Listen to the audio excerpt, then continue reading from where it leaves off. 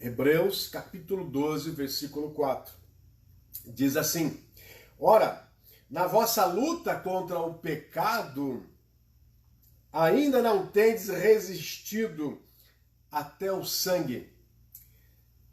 Na vossa luta contra o pecado, ainda não tendes resistido até o sangue. Profundo, hein? Significa o que é isso aí, pastor? Significa que você e eu podemos fazer mais. Muito mais do que estamos fazendo hoje. Se preparem, podemos fazer mais, devemos fazer mais, e Deus quer que nós façamos muito mais do que temos feito hoje. E agora sim, um texto que está lá na carta de Paulo aos Filipenses. Carta do apóstolo Paulo aos Filipenses.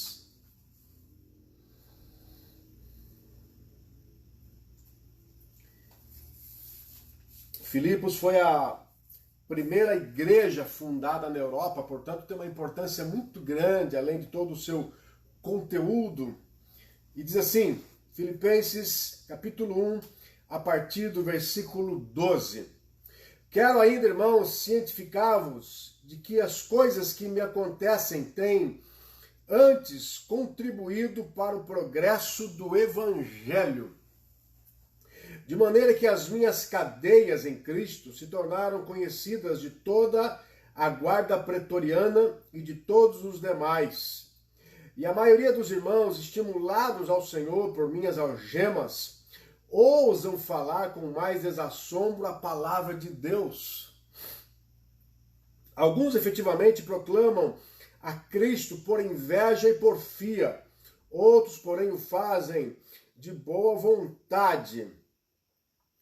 Eles, por amor, sabendo que estou incumbido da defesa do Evangelho, aqueles, contudo, pregam a Cristo por discórdia, insinceramente, julgando suscitar tribulação às minhas cadeias. Todavia, me importa, uma vez que Cristo, de qualquer modo, está sendo pregado, quer por pretexto, quer por verdade, também com isto, me regozijo, sim, sempre me regozijarei, porque estou certo que isto mesmo, pela vossa súplica e pela provisão do Espírito de Jesus Cristo, me redundará em libertação.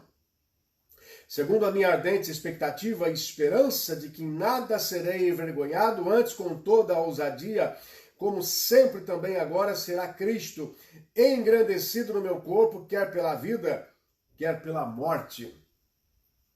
Quer pela vida, quer pela morte. E versículo 21, porquanto para mim o viver é Cristo e o morrer é lucro. Que palavra tremenda, hein? Que palavra ousada. Que palavra complicada para a nossa vida.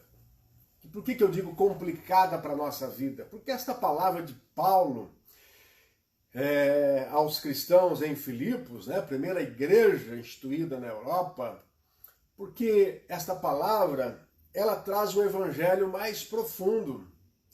Ela nos assegura que o evangelho não pode ser algo superficial, né? Nós acabamos de ler o texto lá em Hebreus, que diz que na nossa luta contra o pecado ainda nós não temos resistido até o sangue. Irmãos, o que eu quero dizer para vocês, e o título da mensagem é exatamente esse, prepare-se, é tempo de vivermos um evangelho mais profundo, e nos aprofundarmos nessa nossa vida cristã, é porque nós estamos cercados de um evangelho, além do evangelho barato, muitas vezes um evangelho superficial, que não parece barato, mas o é. Não é? O é. E hoje estamos vivendo dias onde eu penso que Deus pode estar fazendo uma grande, eu não digo separação, mas trazendo à luz, né, diante de todos nós, uma grande diferenciação daqueles que realmente estão inteiramente voltados a Ele ou não.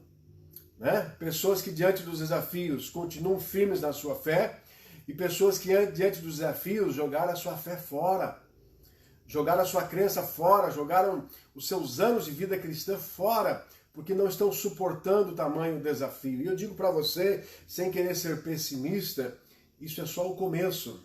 Eu não estou dizendo que nós estamos aqui às portas da volta de Jesus. Eu creio, mas não posso afirmar isso, né? Mas independente de Jesus voltar hoje, amanhã, ou daqui 10 anos, 100 anos, né? Cada vez que nos aproximamos da sua volta, precisamos nos atentar a vivermos o evangelho mais profundo. Eu me lembro de uma história de muitos anos atrás, uma história relatada, portanto acredito eu verdadeira, de um soldado russo que, apesar de ser um soldado russo, vivia o cristianismo, né? Trazia consigo o cristianismo.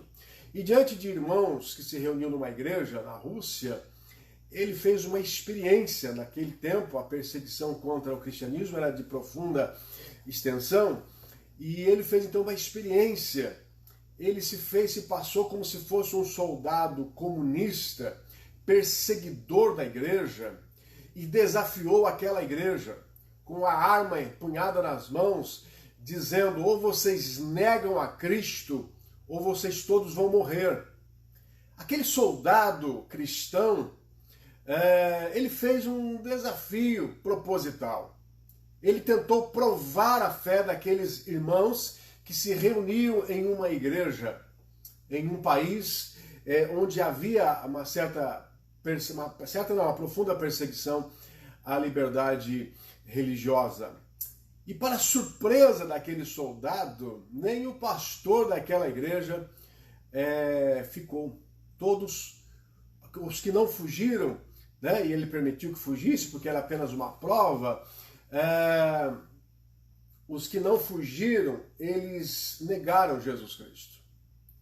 E aquele soldado, então, ele diante daquela experiência, ele diz para todos: olha, eu não sou perseguidor da igreja, eu sou cristão como vocês, mas eu estou envergonhado da fé de vocês. Eu estou envergonhado daquilo que vocês pregam e não vivem. Eu penso que nós estamos diante de um evangelho de tamanha superficialidade que as pessoas muitas vezes só vão à igreja quando elas têm algo para receber em troca, né? Elas têm algo para receber em troca. Ou então, quando elas têm alguma necessidade e não conseguem dividir essa necessidade, preocupação, aflição com ninguém, então elas recorrem à igreja, às pessoas que podem orar, interceder, né, a palavra, os louvores. Mas, via de regra, sempre a igreja traz um senso de compensação, né? Se não tiver algo em troca, se não tiver uma paz para me oferecer, se não tiver uma alegria para me oferecer, se não tiver uma certeza de que eu vou sair de lá abençoado, então eu não vou. É uma coisa muitas vezes inconsciente, mas é real. Mas é real. E eu estou hoje trazendo a você nessa pequena reflexão, eu digo pequena por causa do nosso tempo reduzido, em função da ceia, eu estou provocando em você essa reflexão de até que ponto o evangelho que você vive, o evangelho que você crê, ele é profundo no seu coração. Até que ponto nós somos capazes de negarmos a Cristo por causa do evangelho, por causa da perseguição?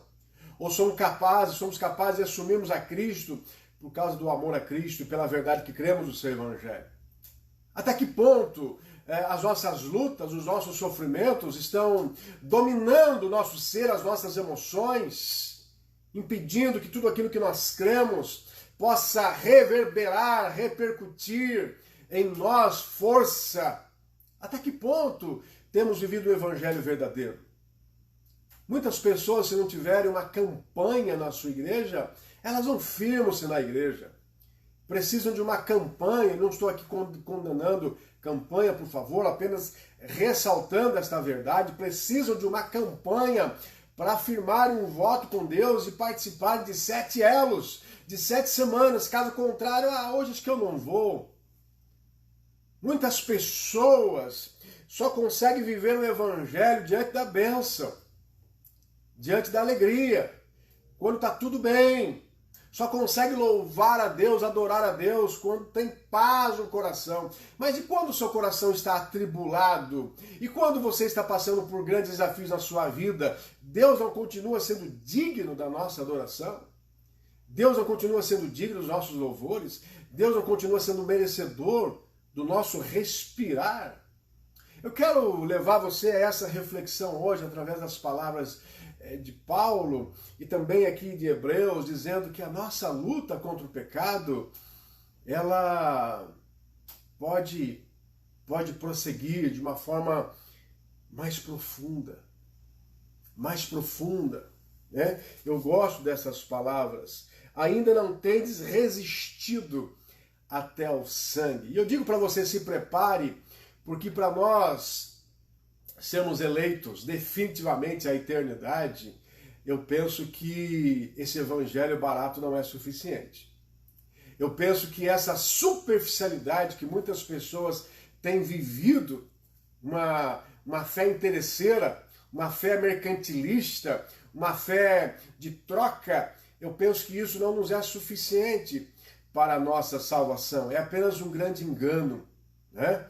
A Bíblia diz que um dia muitos dirão: Senhor, Senhor, expulsei demônios em teu nome, né? Frequentei a igreja do Nazareno Jardim Elite, eu era diácono daquela igreja, eu fazia parte do louvor da igreja, eu preguei muitas vezes a palavra de Deus. E a Bíblia diz que o Senhor dirá: apartai-vos de mim, eu não vos conheço. Porque o que nos identifica como verdadeiros cristãos não é o que nós fazemos, é como nós fazemos. O que nos identifica como verdadeiros cristãos não são os milagres que nos cercam, apesar deles serem sinais do manifestar de Deus, né? A Bíblia diz que os sinais acompanhariam aqueles que crescem no Senhor. Mas o diabo também faz sinais. Muitas pessoas que estão no inferno agora também levaram consigo muitos sinais. Mas o que nos caracteriza como verdadeiros salvos é aquilo que o Espírito Santo de Deus tem por fazer em nós. A palavra de Deus diz que quem testifica que somos filhos de Deus, portanto herdeiros desta salvação, desta vida eterna, é o Espírito Santo. E você quer mensurar o quanto o Espírito Santo age na sua vida e tem liberdade na sua vida? Começa a estudar Gálatas e começa a tentar observar o fruto do Espírito Santo de Deus na sua vida. Paz, amor, alegria, bondade, benignidade e assim por diante, mansidão. Quanto mais você se identificar, ou mais você encontrar destes frutos, ou deste fruto, né, como se fosse um cacho de uva, né, um fruto cheio de gominhos, né, quanto mais você se identificar com esse grande fruto, diversos frutos, você com certeza verá o Espírito de Deus na sua vida. Mas se você não se identificar com esses pequenos frutos, ou se você não enxergar, né, cada vez mais a quantidade desses frutos, ou da característica deste fruto na sua vida, é tempo de nós revermos a nossa fé. É tempo de nós revermos a nossa fé. O texto que nós lemos aqui em Filipenses, ele fala um pouquinho desse evangelho de sangue, desse evangelho mais profundo, desse evangelho que, independente das circunstâncias difíceis, ele continua valendo, né? Independente de eu não estar usufruindo ou experimentando aquilo que eu gostaria de experimentar, né? A tranquilidade que eu gostaria de viver, as conquistas que eu gostaria de ter, este evangelho continua valendo, ele continua real. O Deus que nos enviou esse evangelho, as boas novas, continua sendo Deus na sua e na minha vida. É essa a percepção, a certeza que nós temos de trazer nas nossas vidas. Vamos ler o texto lá em Filipenses 12. Quero ainda, irmãos, cientificar-vos de que as coisas que me aconteceram têm antes contribuído para o progresso do Evangelho.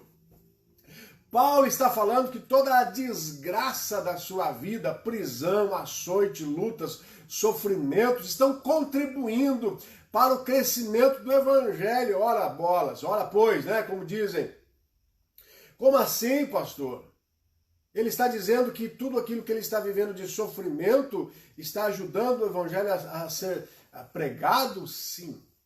Sim. Paulo está enxergando nas suas dores o crescimento do Evangelho, a disseminação do Evangelho. Quanto mais ele sofre, quanto mais ele é perseguido, mais o Evangelho é difundido. Veja nos nossos dias, talvez nunca se pregou tanto a palavra de Deus como nos nossos dias.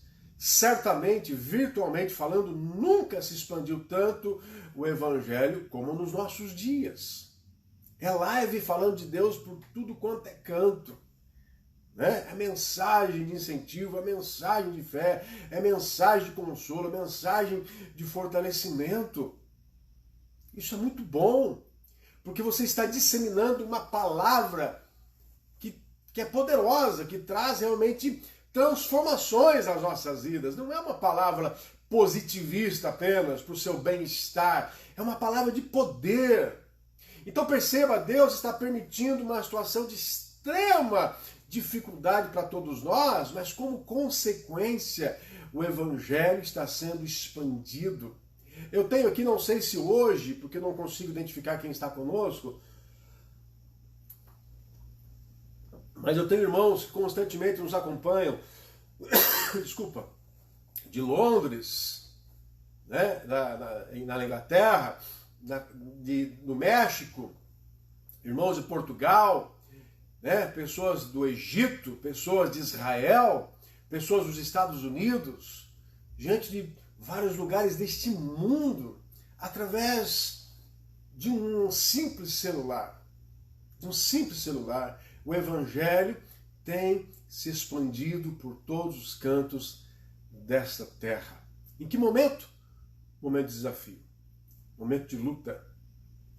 E Paulo então faz menção a essa questão, né, a essa dificuldade que tem gerado um progresso para o evangelho. Então eu gostaria de trazer aqui a você algumas importantes verdades sobre esse texto, sobre essa história aqui de Paulo com os filipenses, para mostrar para você o quanto nós precisamos nos aprofundar no evangelho. O primeiro deles então é esse, né, que nós precisamos continuar apregoando a palavra de Deus, independente das circunstâncias, porque as circunstâncias difíceis ainda assim podem provocar o progresso do evangelho na vida do verdadeiro cristão. Qualquer circunstância, boa ou ruim, pode provocar a expansão do evangelho. Eu acho lindo o testemunho do pastor Russell Shedd, Dr. Russell Shedd. Tive o privilégio de estar com ele algumas vezes e tê-lo aqui na nossa igreja por 2 vezes pregando a palavra de Deus, um dos maiores teólogos de todos os tempos aqui para casa. Estou voltando para casa. Que frase linda! Que frase linda! Que percepção! Que fé! Com toda a certeza no seu coração, sem temor da morte, sem temor do findar aqui na terra, porque afinal tinha a certeza que ele havia combatido o bom combate, ou seja, eu fiz o que tinha de ser feito. Eu usei da minha saúde, da minha intelectualidade, dos meus recursos, de tudo que eu tinha para servir a Deus.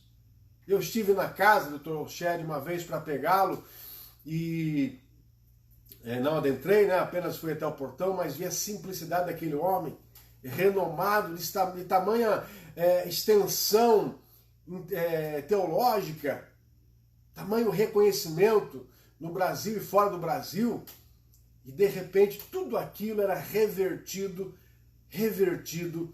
para a pregação do evangelho de alguma maneira.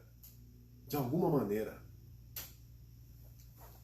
Que você possa viver desta maneira, este evangelho com profundidade, e diante dos desafios da sua vida, nas proximidades da morte, quem sabe, todos nós um dia, se Jesus não voltar antes, nós vamos passar por isso, não ter medo da morte, mas dizermos: estou voltando para casa. Estou voltando para casa. Por mais que você ame a sua família, o seu cônjuge, seus filhos, os seus pais, os seus amigos, a igreja que você pastoreia, a vida, por mais que você tenha prazer de viver, nada pode superar o seu amor por Deus e a sua vontade de estar na presença de Deus. Nada pode superar o seu amor por Deus e a sua vontade de estar na presença de Deus. Né? Tem uma canção que nós cantamos muitas vezes, hoje talvez não, já está talvez um pouco desatualizada, né? Aí da lista dos louvores, da igreja moderna, mas uma canção que dizia Maranata, vem Jesus, né? Maranata, vem Senhor, vem Senhor, vem Senhor. Quantas pessoas hoje talvez desejem a volta de Jesus, ou quantas não desejem a volta de Jesus, né? Muito bem. Primeira, então, característica diante de um verdadeiro cristão que entendeu a importância de viver um evangelho mais aprofundado é essa. É essa, né? Na vida do cristão verdadeiro, tudo que acontece serve para o progresso do evangelho. Paulo disse nos versículos 12 e 13, de maneira que as minhas cadeias em Cristo se tornaram conhecidas de toda a guarda pretoriana e de todos os demais. Ele estava convicto que o seu sofrimento estava, de alguma forma, levando o evangelho a ser conhecido. Mas quem que é esse Paulo que todos falam? Mas o que ele prega? Olha, mas que tumulto, disseram que um tal de Paulo está preso. Mas o que ele prega de diferente? Por que esse homem é tão comentado? O que ele fez? Ele faz milagres, mas milagres em nome de quem? Até a prisão de Paulo era motivo para que as pessoas quisessem conhecer a Paulo, o Deus que Paulo servia, os milagres que Paulo fazia, em nome de quem esses milagres eram feitos. E isso fazia com que o evangelho se propagasse.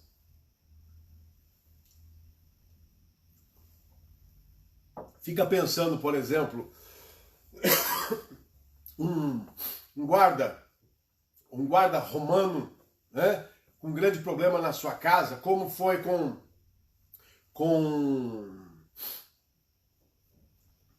Naamã, né? Fugiu a palavra. Naamã, lá na Síria, um guarda romano, sabendo que Paulo era um homem usado por Deus para fazer milagres, de repente tinha uma filha com uma enfermidade incurável. Você acha que esse guarda romano não foi tocado por Deus para se aproximar de Paulo e buscar esse evangelho que Paulo pregava? Você acha que esse guarda romano não tentou falar com Paulo e dizer, olha, não sei se você diz a verdade ou não, mas eu fiquei sabendo que você faz milagres no nome de Deus que você crê. Eu estou com uma filha doente, será que você pode orar por ela? Eu fico imaginando quantas coisas desse tipo Paulo não viveu na cadeia, né? Porque o poder de Deus era com ele, porque a fé havia nele, porque a palavra de Deus era viva nele, porque ele vivia um evangelho profundo. E mesmo as situações adversas para Paulo eram oportunidades dele expandir o evangelho, tornar Cristo conhecido. Bom? Muito bem. Uma segunda característica daqueles que vivem esse evangelho mais profundo é que as algemas nos estimulam a pregar o evangelho. Olha o que diz o versículo 14. E a maioria dos irmãos, estimulados no Senhor por minhas algemas, ousam falar com mais assombro a palavra de Deus. Naqueles dias, naquele contexto, quanto mais Paulo era perseguido, injustiçado, mais cristãos verdadeiros se levantavam dizendo, Paulo, você não foi pregar em tal lugar, mas eu vou pregar no seu lugar. Paulo, você está preso, impedido de fazê-lo, mas nós vamos fazer em seu nome. Em nome de Jesus, em seu lugar, Paulo. Fica tranquilo, o evangelho não vai ser deixado de ser pregoado, né? Pregoado, de ser ensinado de forma alguma. Paulo diz que muitos irmãos, a maioria, aliás, estimulados ao Senhor por minhas algemas, ousam falar com mais desassombro a palavra de Deus. Ousam falar com mais desassombro a palavra de Deus. Eu quero dizer para você que os desafios da sua vida não podem ser impedimentos para que você pare de pregar o evangelho, para que você pare de testemunhar a Cristo. Mas pastor, como que eu vou falar, orar por alguém que está enfermo, se eu estou enfermo? Ora, bolas, quem faz o milagre acontecer não é você, querido. Quem faz o milagre acontecer é o Deus que você serve. É o Deus que você serve. O seu papel e o meu é pregarmos a palavra de Deus. O dia que eu acreditar nessa palavra que você está dizendo ou está pensando, eu vou depositar em mim o poder do milagre. O poder do milagre não está em mim. Claro que nós precisamos viver uma vida alinhada em Deus, obviamente que sim. Mas ainda assim nós continuamos sendo frágeis vasos. Continuamos sendo pessoas miseráveis que carecem da glória de Deus. Continuamos a ser apenas virtuosos porque Deus nos traz virtudes. Do contrário, o que você e eu temos a oferecer? Nada. Nada. Somos como vermezinhos de Jacó, né? Vermezinhos de Jacó. Como vermes de Jacó. Pensa nisso. Pensa nisso. Diante do caos que Paulo vivia, das injustiças, das prisões, das perseguições, pessoas, e diz o texto, a maioria dos cristãos se levantavam para pregoar o evangelho. É tempo de você se levantar e pregar a palavra de Deus diante daqueles que querem calar aqueles que pregam. É tempo de você se levantar e testemunhar o que Jesus tem feito na sua vida. Eu acho interessante, muitas vezes, quando alguém posta alguma bobagem na internet, eu vejo muitos irmãos comentando que só falta escrever um livro. E quando a gente posta alguma coisa de cunho espiritual, profundo, pessoa, quando muito curte, eu acho interessante isso. Ela não entendeu que aquele comentário não é para enaltecer quem está escrevendo, mas é para valorizar o evangelho que está sendo escrito, testemunhado, compartilhado. Quando eu digo para você, compartilhe o vídeo que nós estamos pregando a palavra de Deus, eu estou falando para você ser um instrumento de expansão do evangelho. Porque com certeza tem muitas pessoas que precisam ouvir esta palavra que nós estamos habituados a ouvir, mas elas não. Elas não estão habituadas a ouvir. Há muitos lugares ainda hoje que as pessoas não têm liberdade de estudar a palavra de Deus. Porque se forem pegas com uma Bíblia na mão, elas são mortas. Elas têm as suas mãos, seus dedos cortados. Sabe o que elas fazem?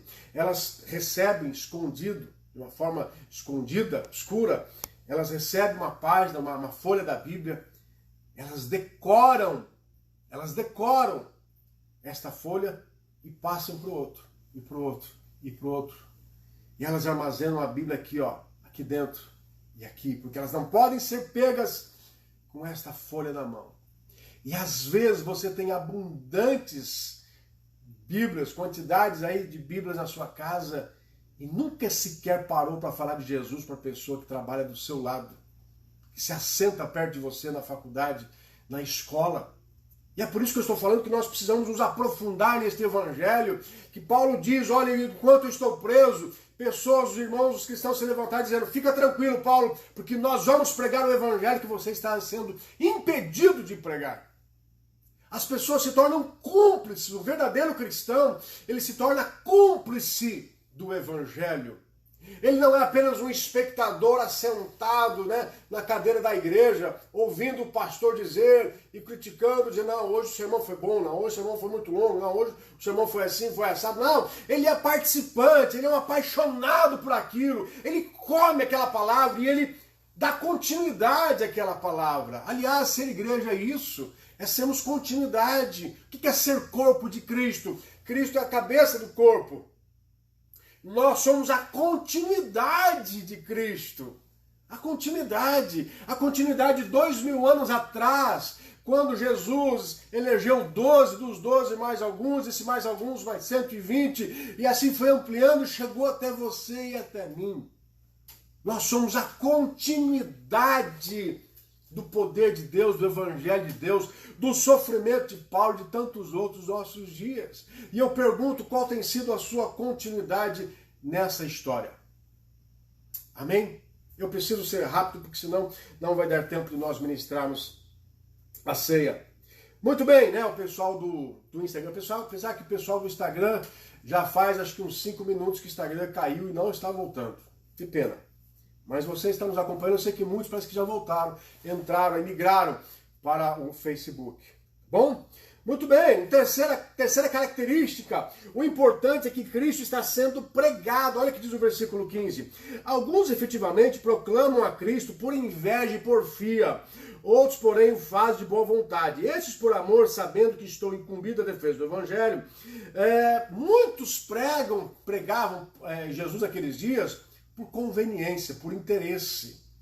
Né? Como nos nossos dias, quantas pessoas pregam o Evangelho hoje? Por dinheiro. Por dinheiro. Eu me lembro na época de faculdade, por direção de Deus, eu estava sempre encaminhando, né, a minha graduação, sou zootecnista de formação acadêmica, caminhando a minha graduação para continuar fazendo pesquisa. O meu interesse era ser professor acadêmico e pesquisador. E estava dirigindo a minha graduação para essa finalidade, já tinha projeto de pesquisa, tinha 2 orientadores, enfim. Mas no final de tudo, Deus disse, para. E eu parei, eu larguei tudo. Eu me formei como zootecnista, mas não dei continuidade à minha profissão acadêmica, né, de ser professor universitário. Não dei continuidade a isso. E curiosamente, para quem não sabe, eu me especializei na criação de ovelhas, né, em ovinocultura. Os meus projetos de pesquisa e levantamento foram todos voltados para essa área. Muito bem, então eu abri mão. Mas eu sempre tive o desejo de fazer, eu sempre gostei de dar aula, de ensinar, né? Enfim. Com o passar do tempo, eu vi amigos que não tinham afinidade nenhuma para dar aula, para fazer pesquisa, mas por causa do desemprego, foram lá, fizeram um projeto de pesquisa e foram fazer mestrado, doutorado, talvez até hoje esteja estudando, mas não tem vocação nenhuma, pelo menos não tinha, né? Nenhuma característica de vocação para essa área.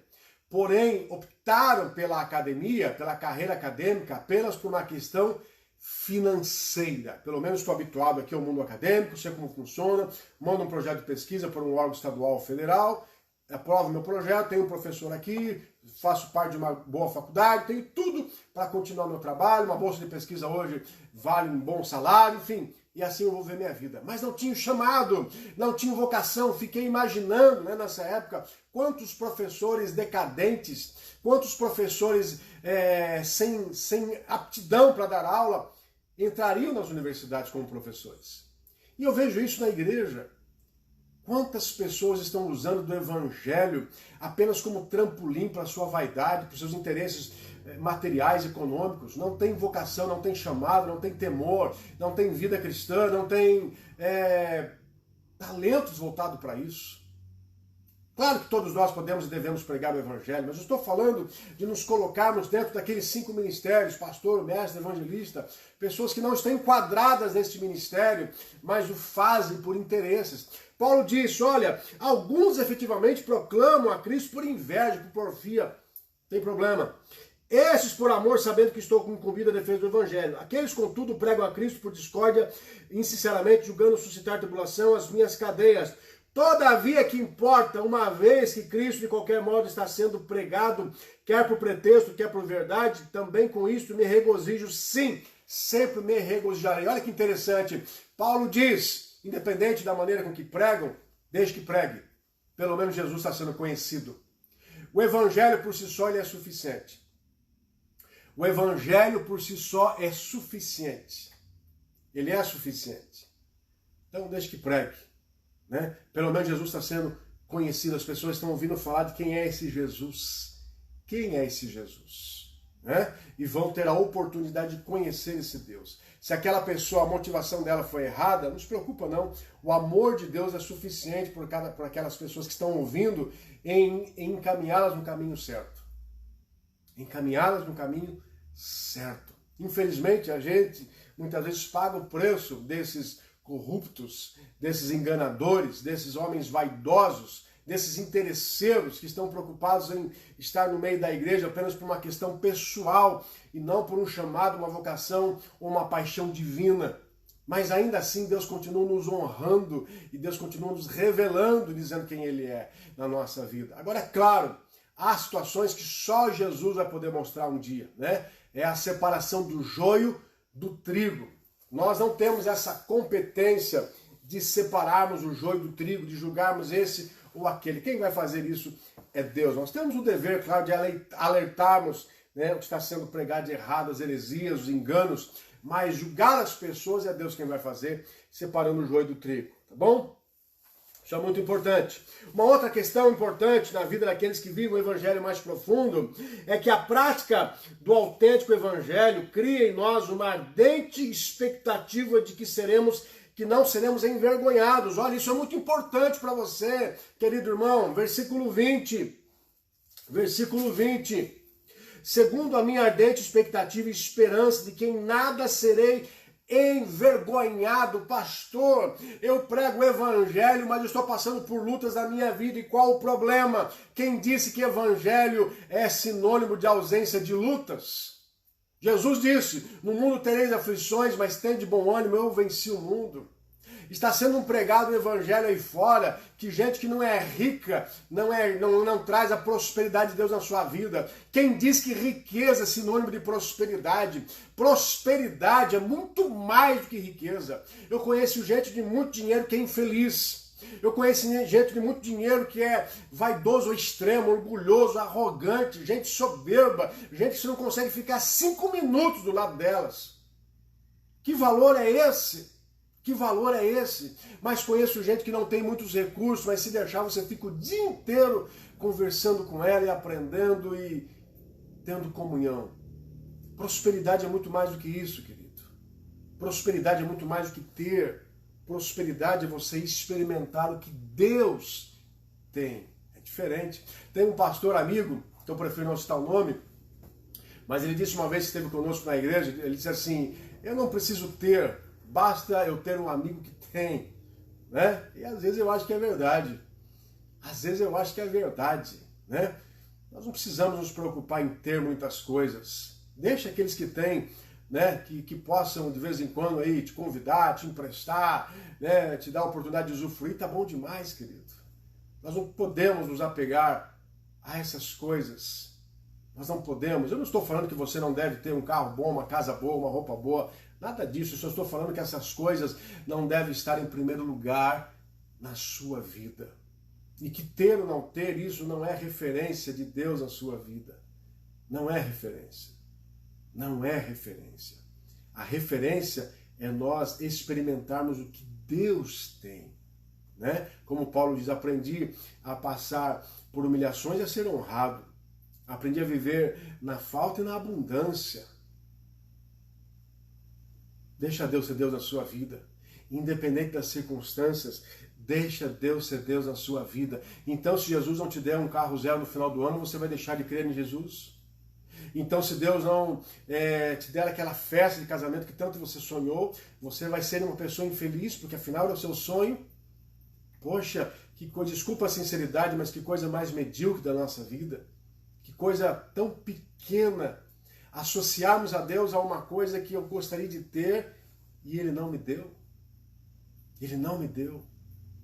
O Evangelho é muito mais do que isso. E Paulo diz convictamente no versículo 20, segundo a minha ardente expectativa e esperança de que em nada serei envergonhado, Deus vai te honrar diante da sua fé. Creia, não fica se baseando nas circunstâncias, se baseia em Deus. Mas pastor, já faz 1 ano que eu estou nessa labuta, continua crendo. Continua perseverando, continua profetizando, continua aguardando no Senhor. Aguardando no Senhor. Continua aguardando no Senhor. Hebreus diz que sem perseverança nós não veremos as promessas de Deus se cumprirem. Não seja imediatista, mesmo porque o tempo é de Deus, não é seu. O tempo é de Deus, não é seu. E por fim,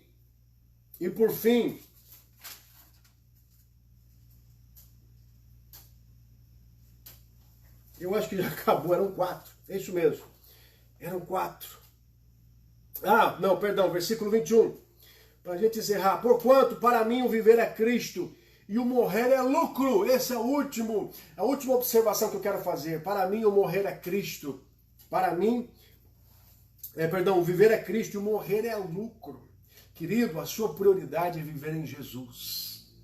A sua prioridade é viver em Jesus, é ter paz com Jesus, é viver a palavra de Jesus, é aprender a palavra de Jesus, é pregar a palavra de Jesus, é se ver instrumento de propagação do Evangelho nas mãos de Jesus, é buscar o poder de Jesus, é conquistar as coisas em Jesus, para a glória de Jesus.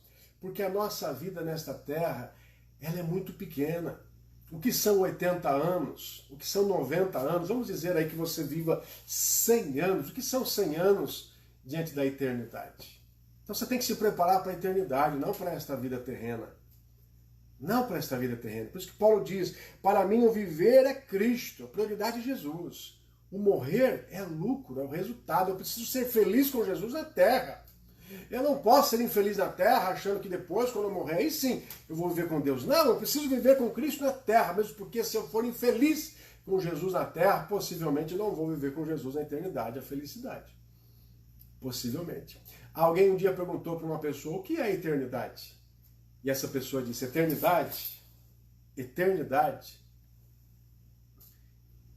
é você imaginar que um beija-flor, uma vez por ano, afia o seu bico em uma pedra do tamanho do planeta Terra. Uma vez por ano, esse beija-flor vai lá e afia o seu bico em uma rocha, numa pedra do tamanho do planeta Terra. Quando esta pedra for completamente desgastada pelo afiar do bico desse beija-flor, aí se passara um dia na eternidade. Por aí você tem uma noção do que é eternidade.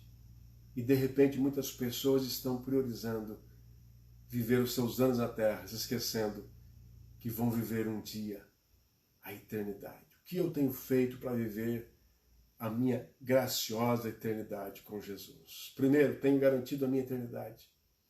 Segundo, tenho construído uma eternidade com galardões, como diz a palavra de Deus. Terceiro, faz sentido viver a minha eternidade com Cristo, se na terra eu não priorizo Cristo na minha vida? Se na terra eu não sou apaixonado por Cristo?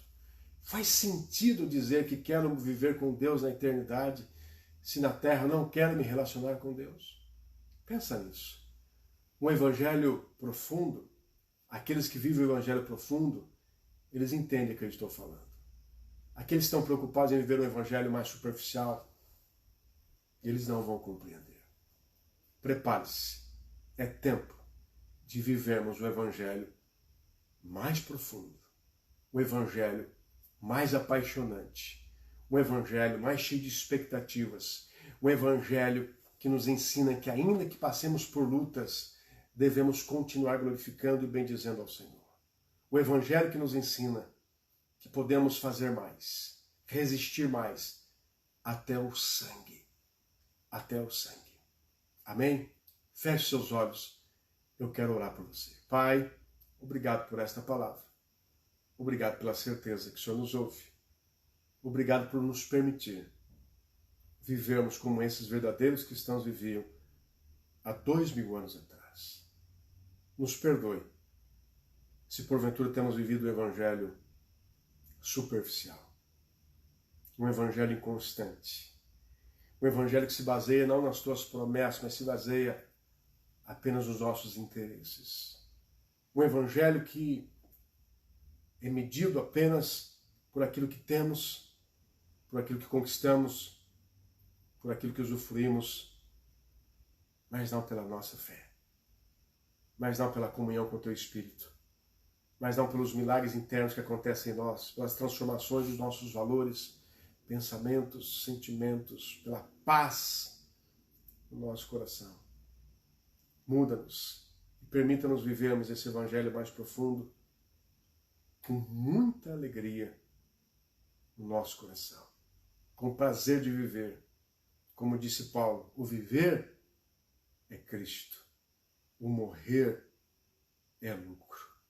Que assim seja, que possamos viver felizes a Tua palavra aqui na terra, no hoje, no agora, no presente, e não esperarmos vivermos essa felicidade apenas na eternidade.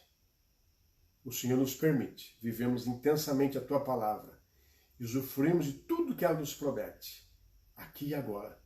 Que assim seja. Nós oramos, nós te louvamos e nós te agradecemos. Em nome de Jesus. Amém. Glória a Deus.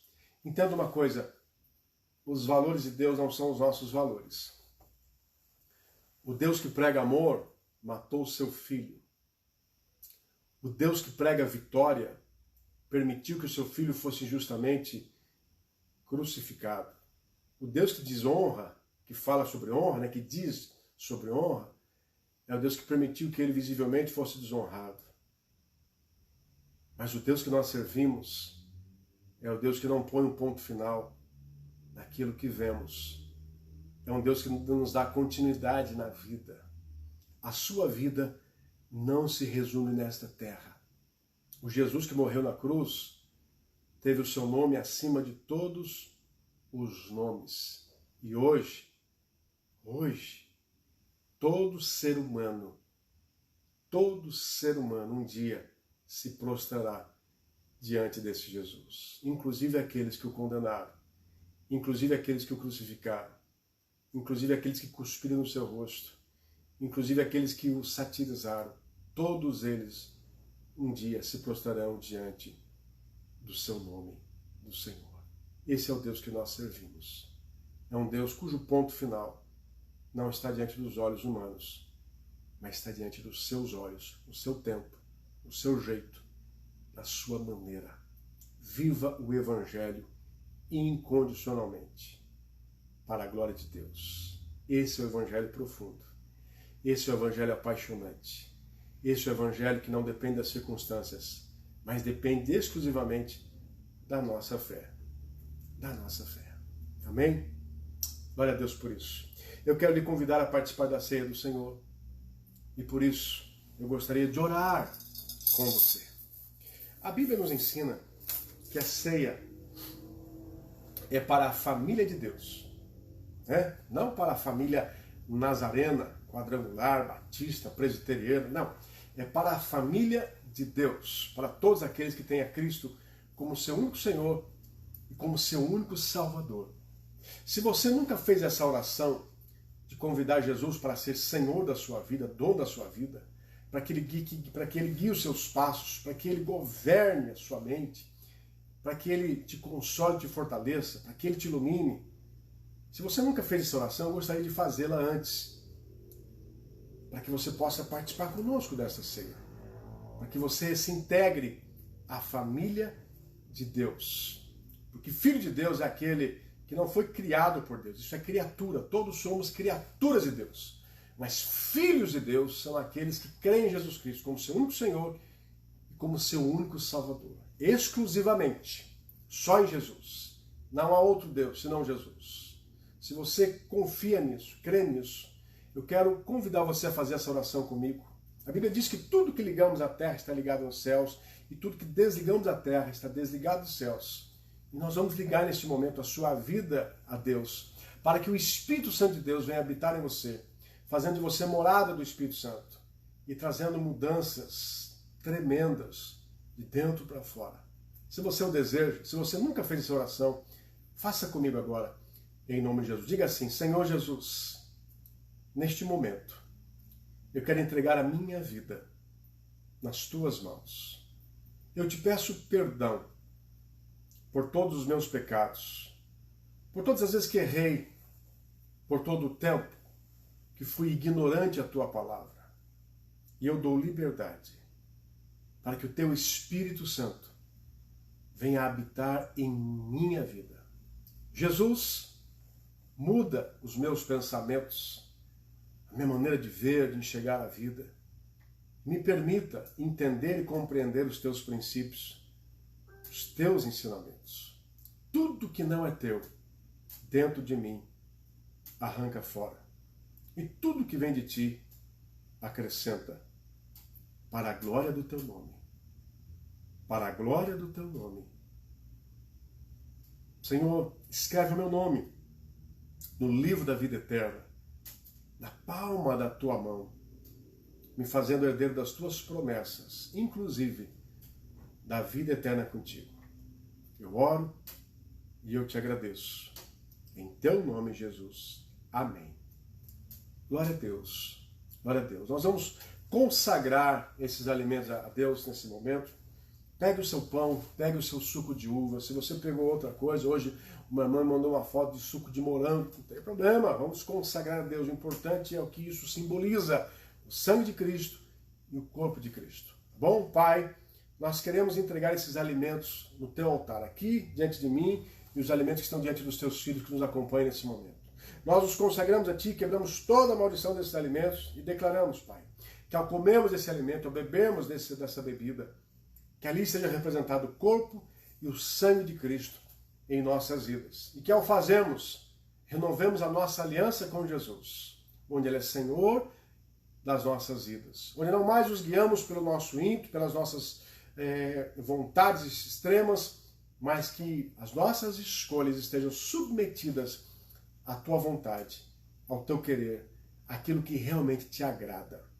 Nós oramos e nós Te louvamos em nome de Jesus. Amém. Glória a Deus. Vamos lá. A palavra de Deus nos ensina lá em Coríntios, 1 Coríntios 11, primeira carta do apóstolo Paulo aos Coríntios, capítulo 11. Paulo traz uma experiência, nessa experiência ele relata algo de extrema importância para as nossas vidas. Ele diz, porque eu recebi do Senhor que também vos entreguei, que na noite que o Senhor Jesus foi traído, ele tomou o pão.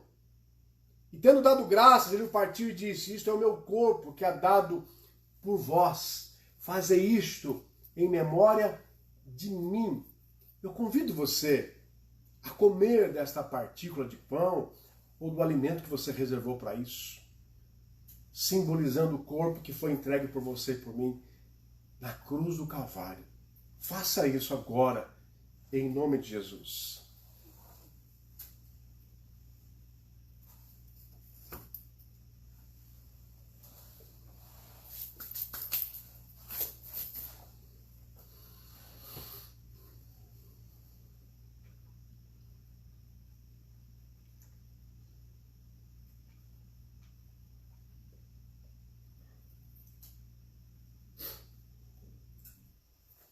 Por semelhante modo, diz a palavra de Deus, ele também tomou o cálice dizendo, esse cálice é a nova aliança no meu sangue. Fazei isso todas as vezes que o beberdes, em memória de mim. Esse cálice simboliza o sangue que foi jorrado por você e por mim na cruz do Calvário. É esse sangue que faz toda a diferença na nossa vida. Por que nós celebramos a Páscoa? O que nós estamos fazendo aqui é celebrarmos a Páscoa. Todas as vezes que nós ministramos a ceia, uma vez por mês, nós estamos relembrando a Páscoa. A Páscoa no Antigo Testamento, quando o anjo da morte passaria pela casa em que os judeus habitavam no Egito, Deus disse para eles, pega o sangue do sacrifício de animais que vocês fizeram e asperge, unta as portas, os umbrais das portas, né? Batente a porta, unta com sangue. E quando o anjo da morte passar por essas casas, as casas que tiverem os umbrais aspergidos de sangue, eles não adentrarão. Assim é na sua vida. Quando você crê e vive essa experiência com Cristo, o sangue de Cristo passa a existir na sua vida. Você está untado desse sangue.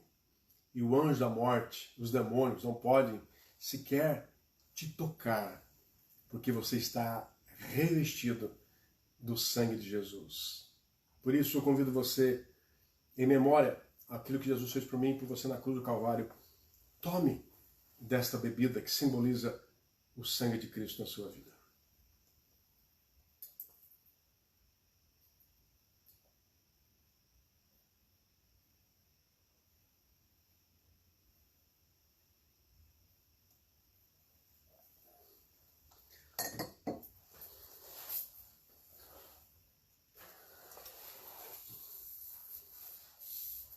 Amém, queridos?